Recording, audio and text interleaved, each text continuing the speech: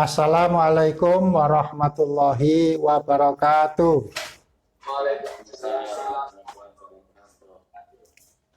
Marilah terlebih dahulu kita buka pertemuan ini dengan sama-sama membaca basmalah.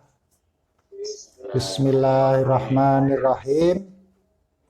Alhamdulillahirabbil alamin wassalatu wassalamu ala asrofil anbiya'i wal mursalin Sayyidina Muhammadin wa ala alihi wa ashabihi ajmain, amma ba'du. Ingin saya sampaikan pada kesempatan kali ini adalah tentang bagaimana konsep pendidikan Islam berbasis keluarga, atau bisa juga tentang Islamic parenting. Ini sebuah tema yang sangat aktual, banyak dibahas, dibicarakan, terutama di Indonesia, karena keluarga itu adalah inti yang utama dan pertama bagi pendidikan anak. Ada beberapa prinsip yang terkait dengan keluarga atau Islamic parenting ini. Prinsip yang pertama, bahwa komposisi keluarga itu adalah pada intinya terdiri dari bapak atau suami dengan ibu atau istri dan anak. Biasa disebut dengan nukleus famili, keluarga inti. Kalau sepasang suami istri sudah berkeluarga, mereka membangun rumah tangga dan mandiri, lepas daripada tanggung jawab orang tuanya yang sebelumnya, membangun bahtera kehidupan. Selain keluarga inti, ada juga yang disebut dengan extended family atau keluarga yang diperluas. Bukan hanya bapak, ibu, dan anak saja, tapi ada paman, bibi, kakek, nenek, keponakan, misan, dan bahkan orang di luar itu yang dekat dengan lingkungan rumah tangga kita, seperti tetangga, teman. Kadangkala walaupun mereka tidak memiliki jalur keturunan, namun bisa lebih dekat daripada keluarga sendiri. Seperti Anda dengan teman, itu biasanya lebih terbuka curhatnya kepada temannya daripada dengan orang tuanya sendiri. Itu menjadikan hubungan antara teman tadi seolah-olah menjadi keluarga. Dan saudara, kakak, adik itu juga merupakan bagian dari extended family atau keluarga yang diperluas. Yang berikutnya ada juga istilah yang disebut dengan spirited family atau keluarga yang terpisah, berjauhan satu sama lain. Ini menjadi gejala fenomena kehidupan modern kita. Bapak bekerja di Jakarta, ibu tinggal di Bandung, anak kuliah di Surabaya. Nah, kalau ketemu pas liburan saja, hari Sabtu atau Ahad, baru ketiganya ketemu. Kalau anaknya masih kecil, biasanya kemudian diminta bantuan babysitter atau pembantu rumah tangga. Ini ada semacam kecenderungan di zaman sekarang, karena perempuan juga ikut bekerja, menjadi karir, dan anak itu tidak mau ketinggalan menuntut ilmu di tempat-tempat yang jauh, tidak berdekatan dengan keluarganya. Maka yang kedua dan ketiga tadi, yaitu extended family dan spirited family, ini punya risiko ya. Risikonya itu adalah kalau kurang komunikasi, kurang silaturahmi, maka hubungan kasih sayang antara orang tua bapak ibu dengan anaknya itu bisa berkurang. Namun ini bukan berarti tidak ada jalan keluarnya, melainkan sekarang sudah zaman teknologi canggih sehingga walaupun berjauhan bisa komunikasi lewat telepon, kemudian video call, email, WA dan sebagainya. Sebagai anak yang berbakti kepada orang tua, meskipun kita jauh, hendaknya saling menghubungi dan menanyakan kondisi masing-masing. Orang tua dengan anaknya, anak kepada orang tuanya. Sehingga keadaan yang menghambat tadi bisa diatasi. Prinsip yang kedua, pendidikan dalam keluarga itu termasuk dalam kategori pendidikan informal atau tidak resmi. Kalau orang tua mengajar anaknya itu tidak pakai buku paket, tidak ada kurikulum, tidak ada perjenjangan, tidak ada ijazah. Dan penanaman nilai-nilai keislaman itu dilakukan oleh orang tua melalui suri tauladan atau contoh perilaku. Misalnya kalau orang tuanya sholat, kemudian rajin membaca Al-Quran, itu secara tidak langsung tanpa disuruh, anaknya sudah melihat sendiri, sehingga diharapkan anaknya pun ikut ya sholat berjamaah, kemudian membaca Al-Quran, tadarus bareng-bareng, beribadah, beramal soleh. Itu adalah pendidikan dalam keluarga. Yang hal ini kadangkala disepelekan karena orang tua sibuk bekerja atau tugas sehari-hari, sehingga untuk mendidik di rumahnya itu mengalami kesulitan. Kemudian prinsip yang ketiga, pendidikan dalam keluarga itu hendaknya dimulai dari kecil.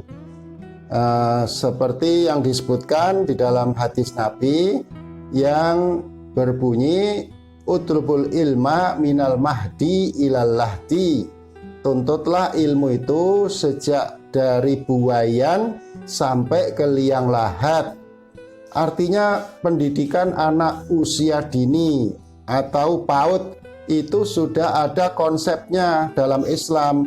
Bahkan pendidikan sepanjang hayat, lifelong education, tidak dibatasi oleh jenjang pendidikan formal. Kalau Anda misalnya lulus dari sarjana di S1 bukan berarti finish, berhenti belajar, bukan, karena Islam itu mengajarkan kita belajar sepanjang hayat, terutama masalah keagamaan. Jangan pernah berhenti belajar agama meskipun sudah lulus. Dan konsep pendidikan anak sejak dini ini bahkan dalam Islam lebih jauh, yaitu pada masa pencarian jodoh itu juga mempertimbangkan bibit, bobot, dan bebet. Karena dengan cara seperti itu nanti akan menghasilkan keturunan anak cucu yang baik-baik. Kemudian waktu hamil itu juga ada pendidikan orang tua kepada calon anaknya, jabang bayinya. Dengan cara apa? Dengan makanan yang bergizi, kemudian dengan banyak beribadah, berzikir, membaca Al-Quran. Itu sudah ada penelitiannya. Kalau bacaan Al-Quran orang tuanya itu bisa menjadikan anak dalam janin memiliki sifat yang lembut dan lahir insya Allah menjadi anak yang soleh ya. Jangan sebaliknya waktu hamil kemudian nyetel lagu-lagu yang itu kurang religius ya, hanya hiburan, terus kemudian jalan-jalan ke sana kemari, ya itu pengaruhnya kepada janin juga ada. Nah, jadi konsep pendidikan Islam lebih jauh sebelum anak lahir. Beda dengan konsep pendidikan Barat. Kalau pendidikan barat itu pendidikan baru dimulai setelah anak lahir. Mereka bertanya, lah apa yang mau dididik? Wong anaknya saja belum lahir. Nah, itu konsep barat. Kalau konsep Islam tidak begitu. Waktu pemilihan jodoh dan waktu kehamilan sudah berjalan pendidikan Islam. Coba kita itu memiliki kebiasaan yang hebat ya, luar biasa. Ibunya semasa hamil membaca Quran surat Maryam supaya anaknya kalau lahir perempuan cakep dan taat beragama seperti ibadah yang dilakukan oleh Maryam. Juga kemudian surat Yusuf ini punya niat ya supaya anaknya ganteng nanti kalau laki-laki. Ya itu adalah kepercayaan atau keyakinan orang tua yang meresap dalam hati mempengaruhi anak yang dikandungnya. Mudah-mudahan dikabulkan kepercayaannya tadi. Amin. Kemudian prinsip yang keempat ya, Anda bisa menghitung itu tadi prinsip-prinsip yang saya sebutkan, yaitu tanggung jawab orang tua kepada anak, baik tanggung jawab dalam hal makanan, kemudian minuman atau konsumsi lah, kesehatan, psikologi, termasuk tanggung jawab pendidikan dan keagamaan. Jangan dilupakan keagamaan, karena Rasulullah Shallallahu Alaihi Wasallam itu bersabda, kullu mauludin yuladu alal fitrah. Setiap bayi itu lahir dalam keadaan fitrah, suci, siap menerima agama. Fa'abawahu yuhawidanihi au yunasironihi au yumajisanihi. Kedua orang tuanya lah yang menjadikan anak yang terlahir suci tadi bisa menjadi Yahudi, Nasrani, atau Majusi. Artinya hadis ini menunjukkan bahwa tanggung jawab orang tuanya dalam mendidik anaknya di waktu kecil sehingga tidak berubah keyakinannya. Lahir beragama Islam, jangan menjadi Islam KTP ya. Tumbuh berkembang di lingkungan keluarga yang religius sehingga taat dan beribadah, beramal soleh sepenuhnya sesuai dengan tuntunan agama Islam. Tidak boleh diabaikan oleh orang tua yang bertanggung jawab. Kemudian prinsip yang kelima itu pembagian tugas orang tua kepada anak-anaknya, suami dengan istri, dan anaknya punya fungsi, tugas, hak, dan kewajiban masing-masing sebagaimana disebutkan dalam hadis Rasulullah Shallallahu Alaihi Wasallam yang panjang. Saya kutip sebagian saja.